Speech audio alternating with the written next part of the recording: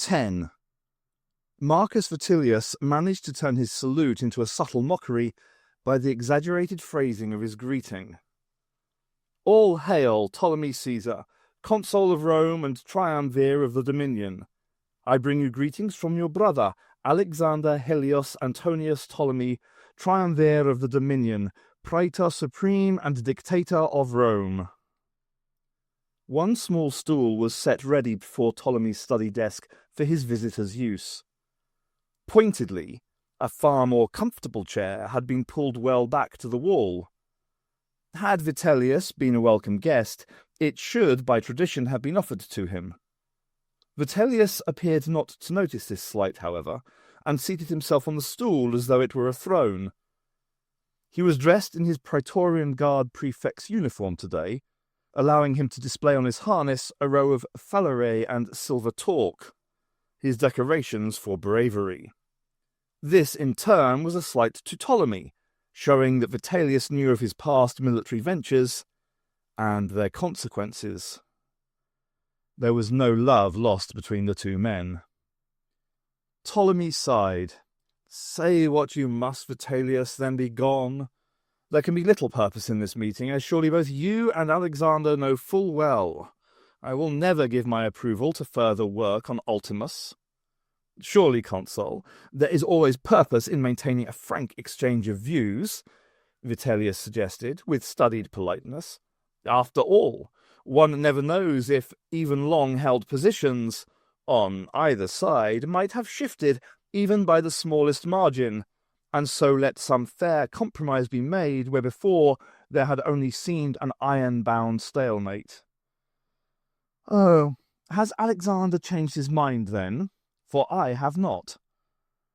Vitellius opened a leather tube hung on his belt and withdrew a scroll which he presented to Ptolemy. "The dictator, after much thought, has caused his plans and intentions to be set down in a new form." Ptolemy unrolled the document. "It is intended that this provision be put to the Senate to clarify the dictator's options on the use of Ultimus in a time of extreme emergency. Your support would be welcome, and perhaps advisable." Ptolemy ignored the implied threat. He read the document carefully, then looked up at Vitellius scornfully.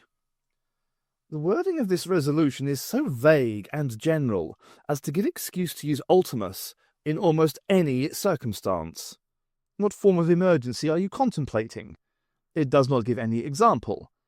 And here it says, 'to deploy against enemies both domestic and foreign,' but it does not give any definition of what this means, either inside or outside the dominion, that I can see. What does domestic mean, Vitellius? Those in the next country, or the next city, or outside the city walls?" Ptolemy threw the scroll down in disgust. "Is Alexander totally mad? He saw the test of Ultimus himself and knows its dangers. The dictator is well aware of its effects and also of its value to the security of the dominion. But we have no need for such a thing. The world is finite, though Alexander cannot seem to appreciate the fact. There is no external enemy or threat to the dominion, and Ultimus is too terrible to use within our borders." Ptolemy gathered up the scroll and tossed it back at Vitellius. It rebounded from his chest and fell to the floor. "Take it back to Alexander. Tell him I will not give my endorsement to this insane proposition." Vitellius picked up the scroll and carefully rewound it and stowed it away, an amused sneer twitching about his lips. "That is your last word, Consul?" "It is." Vitellius's eyes glinted for a moment, almost in satisfaction. "So be it, then. Farewell, Consul."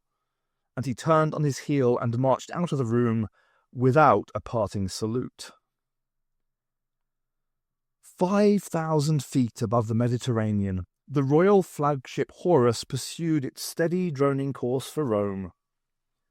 From the windows of the royal stateroom, the distant purple smudge that was Crete showed clearly. It was a view that Captain Maxentius found his eyes being repeatedly drawn to. Anything but look her straight in the face. There was also a third person in the room, whose presence did nothing to lessen his discomfort. "So," Cleopatra Selene confirmed mildly, "you can find no trace of Captain Fabio?" "No, Majesty, and I have had the ship searched from stem to stern." "I'm sure you have been most diligent, Captain. But then, what can be the answer to this riddle? Fabio would hardly have stepped off the ship in mid-ocean deliberately, would he?" Maxentius's tone was absolutely expressionless. "That is why I thought it best to report to you at once, Majesty, before sending any message back to Alexandria, while we are still in range." Cleopatra Selene smiled beneficently, as though she was pleased with a child for having accomplished some minor cleverness. "Quite correct, Captain. There is no point in spreading news of such a tragedy, if such there has been, without attempting to discover the explanation first." A thought appeared to strike her. "You know, I believe I can guess what happened. Did you notice that Captain Fabio seemed a little unwell as we boarded this morning?" "I think I did notice his manner was a little strange, now that you call it to mind, Majesty," Maxentius agreed cautiously. "Then is it not possible that he, suddenly taken sick, should open a window for relief?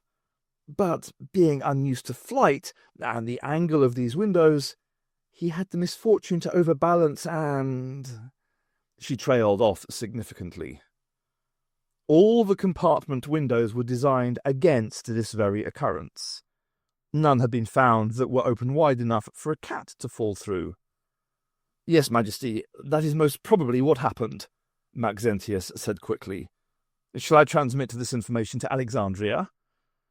"Not just yet, I think. Why make haste to send bad news? Besides, I have a special mission for you and the Horus to perform after we reach Rome. Something beyond the orders you already received from Carmen. I want to discuss the plan now, so there will be time enough to make the necessary preparations and rehearse the crew in their tasks." Her eyes speared his, so he dared not even blink. "It is most important that it be done exactly as I tell you." She smiled in a way that gave no reassurance whatsoever. "You will not fail me, will you, Maxentius?" Maxentius swallowed. "No, Majesty. Just tell me what you wish done." An hour later, Maxentius left for his own cabin, his mind dizzying with plans and black thoughts of what failure might bring. Cleopatra Selene watched him depart with a lazy, satisfied smile.